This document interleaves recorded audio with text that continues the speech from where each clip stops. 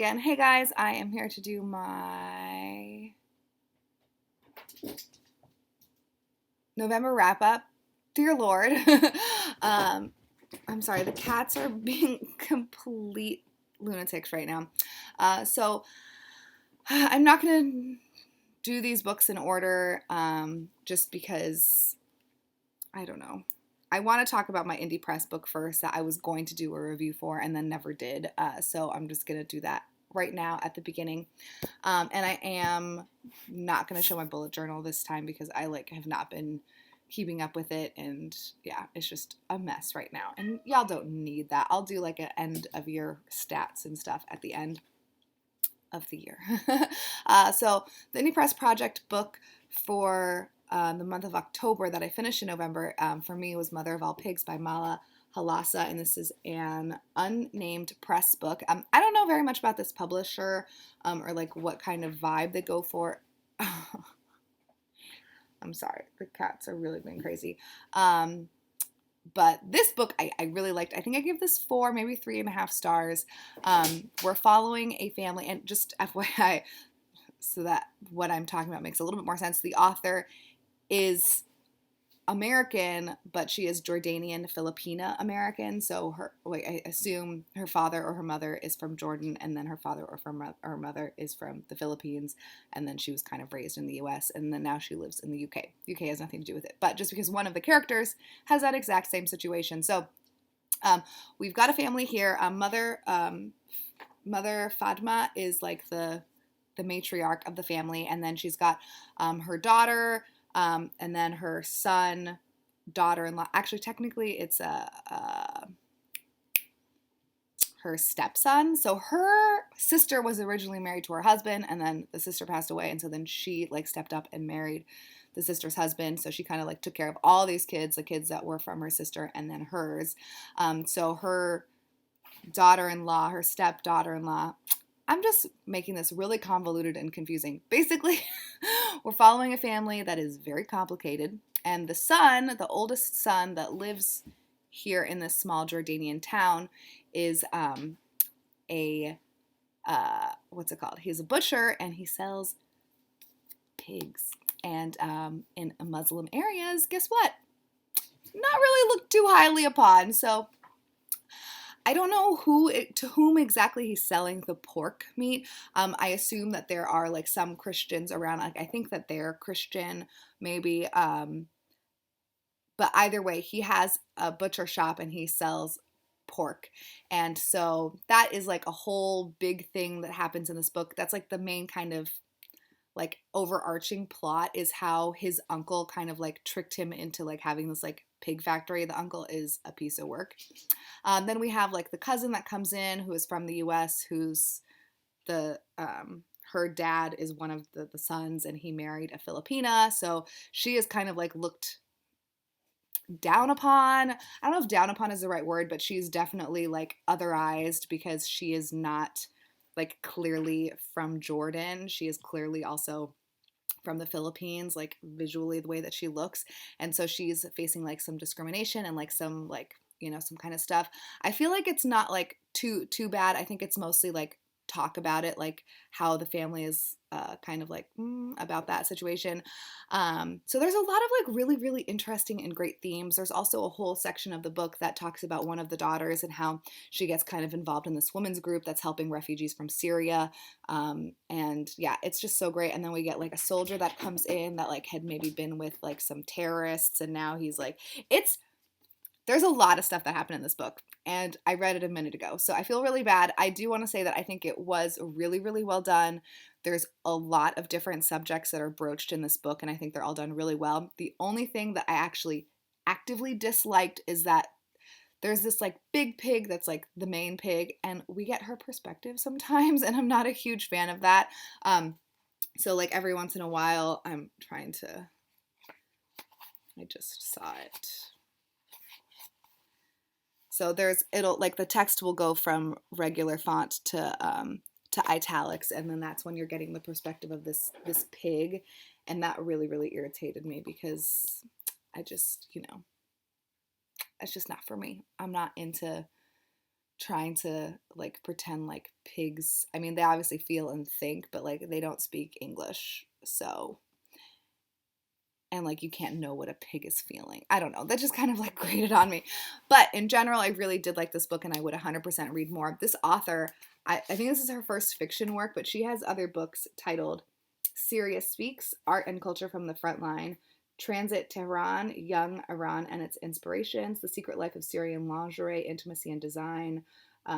So like tons of nonfiction books that are kind of like in that region. And I'm really, really interested in reading more of her books. So I really liked that. Then I will talk about this that I finally finished, The Best American Non-Required Reading, edited by Dave Eggers, introduced by Viggo Mortensen. Finally finished one of my books for my cart of shame. I'm just keeping all my books on that cart. But anyways, I really, really liked this. I feel like I've talked about individual stories as I read them. I would really suggest this. I feel like some people don't like anthologies and some people don't like short works. I'm a huge fan of short works. Some people don't like books by American authors or like things by Americans. So like that's fine. All of that is fine. But I would really, really recommend this. And yeah, I I mean, I'm sure I gave this either 3 or 4. It's like a solid 3.5-star book. I probably rounded up to 4 because the last one, the Welcome to Camp Trans or Transmissions from Camp Trans, was just mind blowing. It was so good. So then my favorite book of the month, I finally finished Girl, Woman, Other. Again, don't tell Robert. So this is by Bernadine Evaristo, and I think I bought this for 2 different people for Christmas. I loved this book so much. I don't really know what to say about it right now because I feel like most people have talked about it, but you know, we're getting the perspective of multiple different Black women's experiences in the UK, and it's just absolutely amazing. Sorry. I just like love it so much. And it's just so like I think like one of my favorite things about this book, so it's set up, it's broken up into sections and each section has 3 women and they're all kind of like interrelated. And my favorite thing is that like each woman misjudges or like assumes something about one of the other women, and then we get that woman's perspective and then we're just like, wow, you like have no idea what this person is going through. Basically every single person has their own traumas, their own dramas, their own loves, their own like everything, and it's just so nice and so beautiful, and I like need to read everything that this author has written because I just loved it so much. It was so good. It was perfect. And again, I guess I do need to read all of the books before the end of the round because I ranked Woman Talking first, and I would have definitely ranked this first if I had finished it. But again, don't tell Robert. I loved this. And so those were the 3 books that I finished in the month of November. Obviously, I'm giving away a copy of Girl, Woman, Other by Bernadine Evaristo. Loved it. So if you'd like to win a copy, please comment below saying that you would like to win a copy. And yeah, it was so good. All right, so let me do my quick little book haul. The first 4 books that I'm going to show you are books that I bought for the Indie Press Project. I did purchase a book from Japan that's in my stack over here. This is my December stack. Not looking good, but I didn't get it in the month of November, so I did get my 2 Argentinian books. So this is How I Became a Nun by Cesar Aira. I'm not 100% sure on that pronunciation, and this is translated by Chris Andrews, and I have no idea what this is about, but I love his writing, and they're always really nice and small, so it should not be a problem to read that. And then I also got The Oxford Murders by Guillermo Martinez, and this is translated, I was like, it better be translated, by Sonia Soto. And yeah, I don't really know much about this, but I did like take a peek at the first chapter, and it sounds like a person is looking back on a time when there were a bunch of murders and is like now giving like the deets of like what actually happened. And then I have my 2 books from Moroccan authors, and the first one is This Blinding Absence of Light by Tahar Ben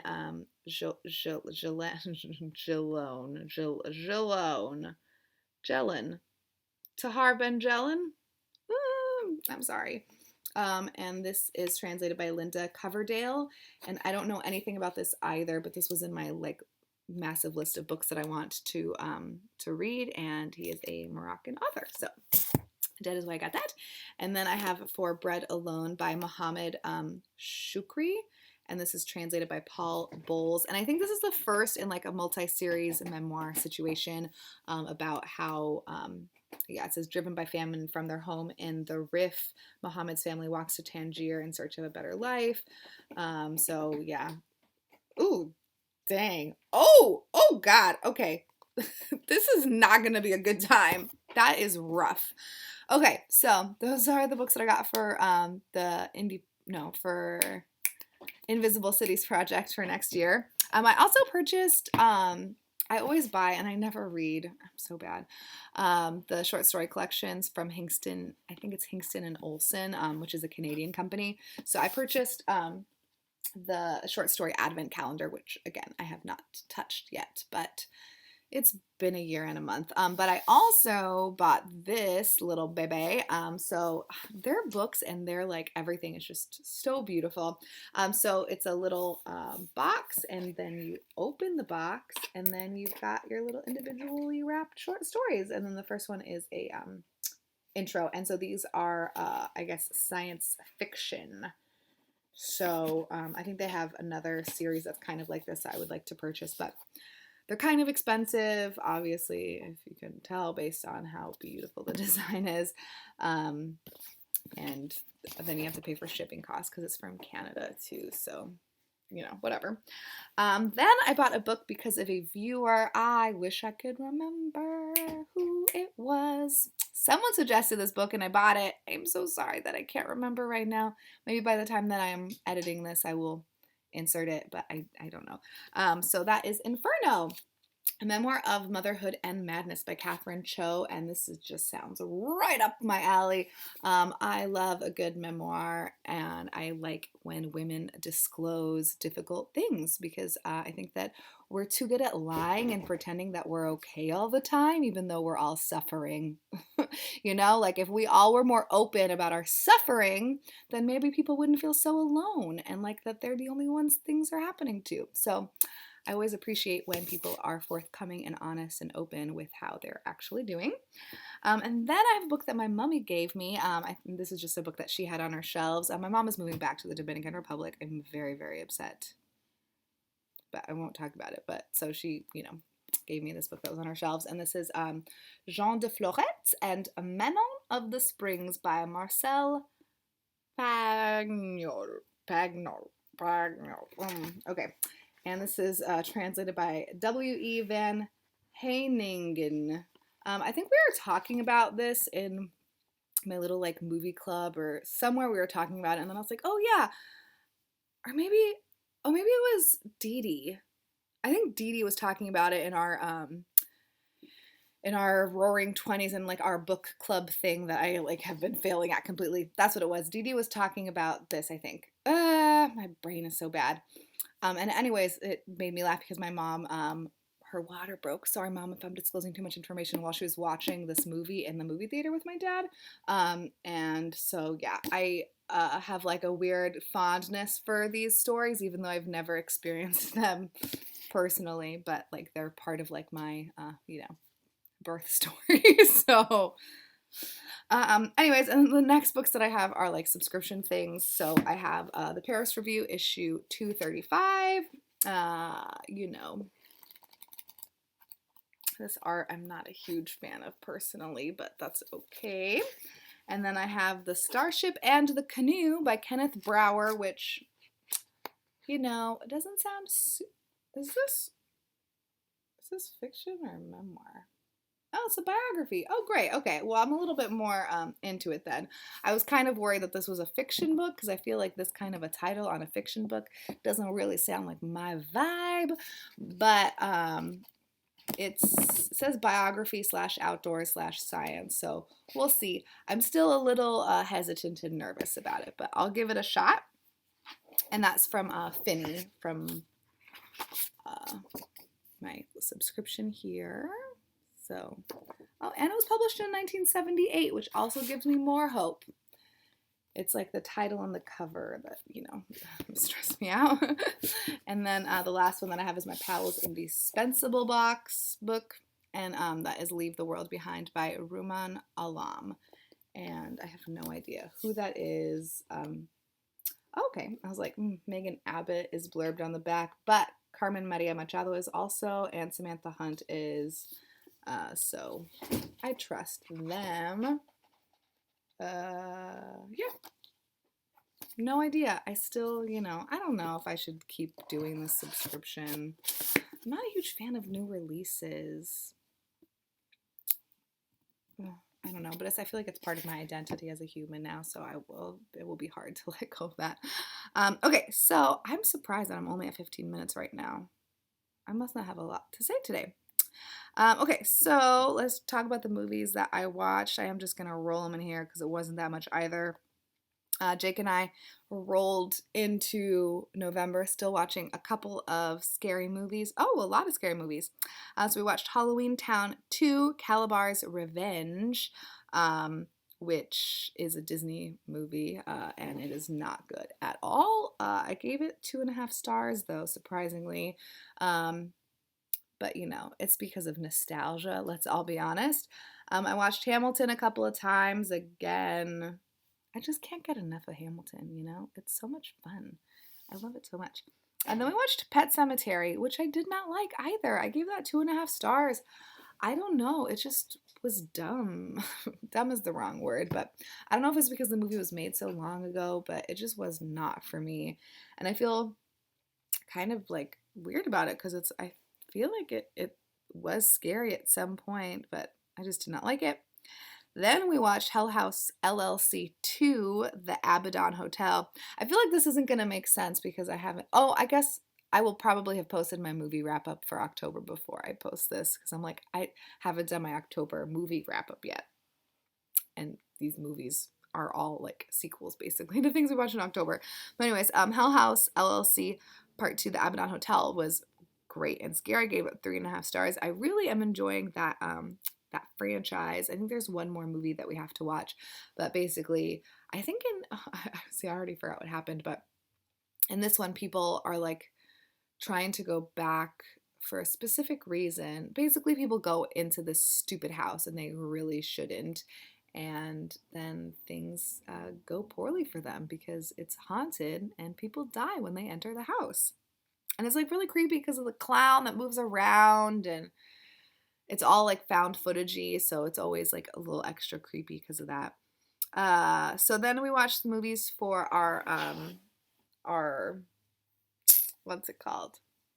Our online little movie club. There's only 4 of us though, so we just watched 4 movies. The first one was Hunt for the Wilder People, and so good. I gave that 4.5 stars. Oh, it was so good. I cried. There's a part where you cry. But then it's like so funny. It's that one guy, what's his name? Taiki Waititi? I don't know if I'm pronouncing that correctly, but obviously I will have a movie poster right here. And it's just so beautiful and sad and heartwarming. And yeah, we're following like this foster kid that gets... I don't think he gets adopted. I think he just gets like taken in, like fostered by these people, but I can't really tell you what happens because it's shocking. Don't even watch a trailer. Just watch it. I'm gonna post a trailer below in case you're like, I can't trust Stephanie, but you should just trust me. Then we watched Taxi, which I forget where that's from. Is that from Iran?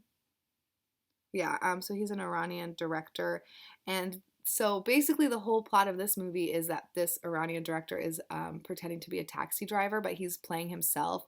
So everyone's like, well, not everyone. Some people don't notice him or know who he is, but some people do know who he is, and they're like really excited. And so he's just driving around pretending to be a taxi man, and then people are getting in the car and out of the car, and there's like various dramas, and there's old women with fish, and there's a guy who's like selling bootleg movies, and there's a guy who's injured, and then his like niece comes into the car, and it's really good. It's very interesting. It's definitely not like something that I have seen previously.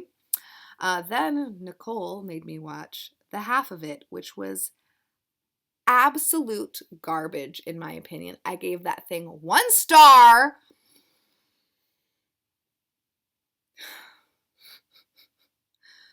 So we're following a young, dorky, nerdy girl who basically gets paid to write essays for other people. And then there's this like really hot, cool, popular chick who's dating this horrible jock. And then there's this like guy who I don't know if he's also a sports person or something, but basically he's in love with her. And so he pays nerdy girl to write a letter to her pretending to be him to try to woo her. So it's basically like the Cyrano de Bergerac, whatever, garbage, except it's just so bad. It's so infuriating. It honestly filled me with so much rage. I don't want to be watching these kinds of movies. Okay, Nicole? I'll post a link below, but basically it just really upset me. I mean, the plot of the movie also is that the nerdy girl also has a crush on this like hot girl. I just am calling her a hot girl because whatever. But it's not good. And I feel like there were some parts that made me laugh. Like I enjoyed the relationship between the guy and the nerdy girl. Their interactions I thought were really, really quite fun. But basically it's a movie where everyone's lying to everyone else. So like guy is, first of all, nerdy girl is a big old cheater because she's doing her classmates' homework, which is super unethical and really pisses me off. I understand she needs cash, but like you can tutor these people. Come on. Anyways, so she's a big fat liar first, okay? Sorry, that's probably, I shouldn't be saying that. She's just a liar, okay? And then this guy is pretending to be someone that he's not to try to impress this girl. Okay, and then this girl is with this guy that she doesn't want to be with, but she's with him because she feels obligated to. And then nerdy girl is lying to both of them because she doesn't tell the guy that she also is into this chick. And then, guy finds out and is like really upset and like upset about the fact that she's a lesbian, but then he like comes to terms with it. But it's just like the whole thing is upsetting. And then it all ends on a happy note because obviously it does. I did not like this movie. Please don't make me watch anything like this again. No, I just don't have time for these shenanigans. And so I was really hurt and upset because this is like a high school teen movie. And I was like, this is just ruining one, because like those were my favorite movies, Sugar and Spice, 10 Things I Hate About You, Drop Dead Gorgeous, Bring It On, Ghost World, Election. I love a good high school movie. But I think I like a good high school movie that was made in the late 90s and early aughts. This was garbage. But then I made everyone watch Booksmart, which is an actually good high school movie that was made recently. So that one, of course, was amazing. And I've already talked about it before, but you've got your two friends and they're both nerds and they find out that everyone's been partying and they also got into good school. So then they go on like one wild adventure and it's very fun. It's like, an odyssey of adventures. They have lots of adventures and it's really good. Okay, I'm going to go now because I'm going to be late for work. But that is my November wrap up and I hope that all of these things are enjoyable. If you've read any of these books, especially if you've read any of the Invisible Cities books that I've picked, please let me know, especially the Oxford Murders. That's the one that I'm like the most nervous about reading, just because it sounds a little bit more mainstream, I guess, which I don't think is necessarily my vibe all the time. So yeah, okay, I'll talk to you guys later. Bye.